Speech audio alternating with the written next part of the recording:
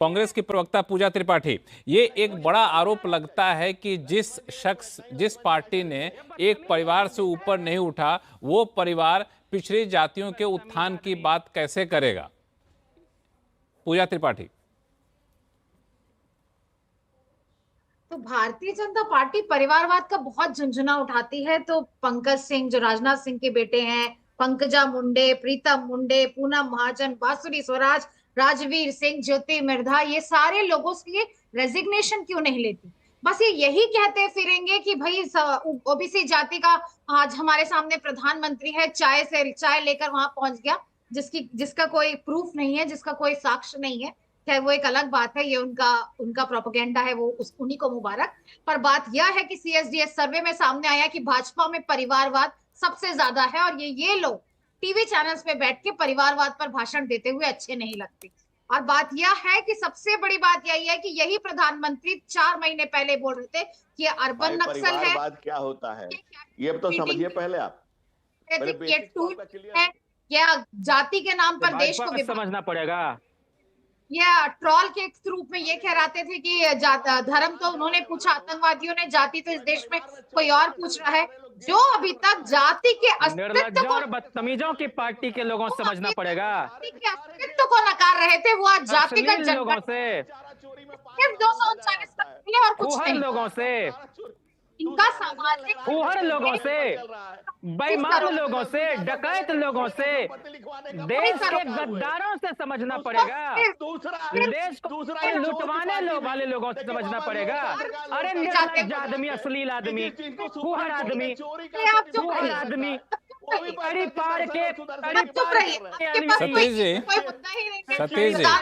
ये agenda set कौन कर रहा है आजकल? फालतू आदमी। सतीश जी, आप अगर हमसे पूछ रहे हैं, हाँ आप ही से पूछ रहे हैं, एजेंडा सेट कौन कर रहा है? किसान से जुड़े हुए बिल है, बड़ा इसमें दो बातें बोलना, पहले उनको चुप तो कराइए। नहीं, आप बोलिएगा तो उन लोगों का ऑडियो अपने आप डाउन हो जाएगा। आप बोलिए ना, अपने आप ऑडियो डाउन हो जाएगा उन लोगों का। मैं ये कह रहा हूं, देखिए आज से भारतीय जनता पार्टी जातिवादी हो गई।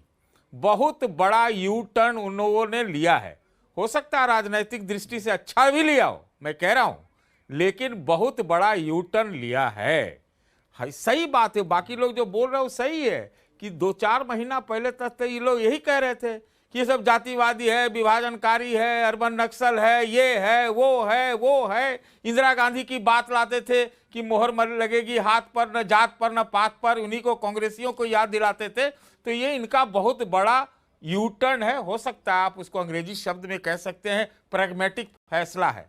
आपने पूछा है कि एजेंडा कौन सेट कर रहा है, तो ये तो मुझे बहुत भली बात याद है, आपके चैनल पर मैं कह चुका हूं, कई जगह कह चुका हूं कि आरएसएस तो भी कहती थी कि ये जाति की गणना होनी चाहिए, एक तरीके से होना चाहिए, एक तरीके से होना चाहिए। तो लगता है कल संघ प्रमुख जी ने प्रधानमंत्री जी से मुलाकात की थी, शायद समझ में उनको आया होगा कि जाति एक रियलिटी है और जो भी है ये करा देने से शायद हिंदुत्व मजबूत होता है।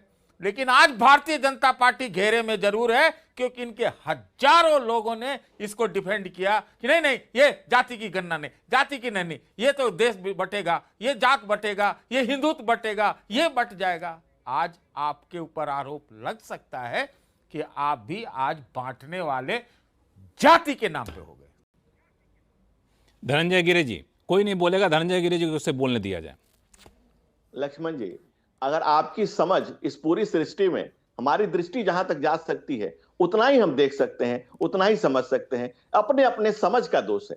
मैंने पहले भी शब्दों में, स्पष्ट शब्दों में कहा कि जातीय उन्माद फैलाना और जातीय उत्थान फैलाना, दोनों में फर्क है। बाबा साहब डॉक्टर भीमराव अम्बेडकर के सपने को साकार करना और उसको मूर्त रूप देने के लिए जब हमने अगड़ों को भी 10% आरक्षण दिया, उसमें जो गरीब है किसने और किसी ने इसकी सूद ली? हाँ, स्टेट में 15-15 साल सरकारें रही हैं, 10-10 साल केंद्र में हनक से सरकारें चली हैं, क्या कभी किसी ने निर्णय लिया?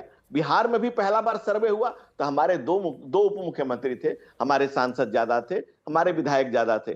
पिछड़ों की जिस तरह से चिंता इस सरकार में की गई है और लगातार की गई है, और गृह मंत्री जी ने तो संसद में पहले कह दिया था, और हमने कभी भी जाति एक सच्चाई है और इसको स्वीकार की हमेशा रही है, लेकिन हमने कभी उन्माद की बात नहीं की है, उत्थान की बात की है। वो व्यक्ति जो समाज जो इस पीछे छूट गया है, जो हमारी व्यवस्था में जो अरे तो आर्थिक उन्माद रूप का से कौन बात विपन्नता में, करता है भाई? उसको ला करके उसको आगे करना, उसको हाथ पकड़ के आगे ले आना, ये हमारी नैतिक दायित्व है, ये हमारी जिम्मेवारी है। और जो लोग गरीबों की बात करते हैं, गरीब कब अमीर हो जाते पूछने हैं, के कब उन्माद उनके की पास बात आभूषण कौन पड़ा- करता है? अगर ये कहा जाता है कि अगर ये कहा जाता है कि भूरा बाल साफ करो, अगर ये कहा जाता है कि हम मैं खाएंगे कहता हूं हलवा, इसको माफी मंगवाइए इस व्यक्ति को, लक्ष्मण जी। मैं इसको ये कहता गलत हूं कि बोल रहे मैंने हैं। किसी का नाम लिया नहीं, माफी तो मंगवाइए। क्यों पिछला गया? अरे भाई, मैं कहता हूं कि अरे क्या भाई, है? क्यों बिलबिला अरे भाई गया ये तुम? गलत बोल मैंने तो रहे। किसी का नाम लिया कौन नहीं। लोग बोलते हैं? मैंने तो किसी का नाम ए, लिया तुम नहीं। तम मत करो धनंजय गिरी, आ गया मुकम्मल इलाज आपका कर दिया जाएगा। राजनीति में कोई छोटा बड़ा नहीं होता, मैं लिहाज करता हूँ। बदतमीज की औलाद, बदतमीज की औलाद, हैवान नहीं, के ये वंशज, गलत बात गलत बदतमीज गलत की बात है। औलाद, नहीं नहीं हैवान गलत की बात भाषा इसको बोलने नहीं, ये ऐसी भाषा का इस्तेमाल नो, मत नो, करिए हमारे गलत चैनल में। बात है। ऐसी भाषा का इस्तेमाल नहीं नहीं ये गलत। ऐसा नहीं चलेगा। जैन जी गासो जी, अब अपने आप को कंट्रोल करिए, बिल्कुल गलत बात है। इस तरह की भाषा का इस्तेमाल नहीं चलेगा। अभी हम लोग नहीं जैन जी आप ये गलत बात है, ये गलत भाषा है, बिल्कुल गलत है। नहीं नहीं ये हाँ इसके हम लोग इनका ऑडियो डाउन करिए। हम लोग फिलहाल ब्रेक पे जाते हैं, खत्म ब्रेक पे करिए। जाएं, ब्रेक से लौटेंगे तो अवधेश जी आपसे मैं सवाल पूछूंगा, तैयार रहिएगा कि जनगणना तो एक ब्लड टेस्ट की रिपोर्ट की तरह है। जब रिपोर्ट आ जाएगी उसके बाद इलाज करना कितना आसान होगा, क्योंकि पॉलिटिकली बहुत बड़ा चैलेंज होगा। इस पर सवाल लेकर आऊंगा अवधेश जी सबसे पहले आपके पास। फिलहाल एक छोटे से ब्रेक का वक्त हो गया, ब्रेक के बाद जल्द लौटते हैं।